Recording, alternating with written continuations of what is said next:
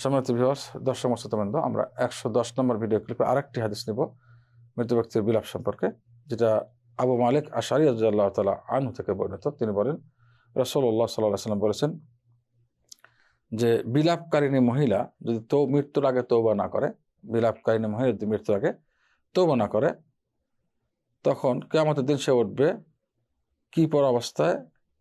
তার একটি জামা থাকবে, যে জামা সে পরিধান করবে, এই জামাটি হবে তামার আগুনের, জ্বলন্ত আগুনের তামার জামা পরিধান অবস্থায় উঠবে, এবং তার আরেকটি পোশাক থাকবে যেটা নাকি খোসপাসরা জামা, খোসপাসরার পোশাক।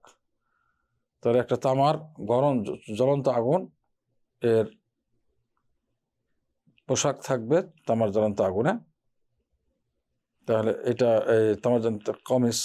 আরেকটি হলো আরেকটি পোশাক থাকবে যেটা খোসপাসরার, চর্মরোগ বা খোসপাসরার আরেকটি জামা পরিধান অবস্থা কিয়ামতের দিন উঠবে। লা হাওলা ওয়ালা কুওয়াতা ইল্লা বিল্লাহ।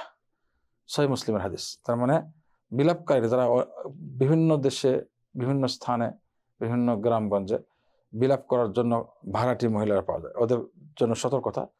এই ধরনের কাজ যারা করবে বা যারা মৃত ব্যক্তির বিলাপ করবে, যাই হোক না কেন, তাকে এই অবস্থা কিয়ামতের দিন উঠানো হবে। লা হাওলা ওয়ালা কুওয়াতা ইল্লা বিল্লাহ। আল্লাহ আমাদের এই সমস্ত আযাব থেকে রক্ষা করুন। সুতরাং এই ধরনের কাজ কখনো, জাহেলি কাজ কখনো করা যাবে না। আসসালামু আলাইকুম ওয়া রাহমাতুল্লাহি ওয়া বারাকাতুহু।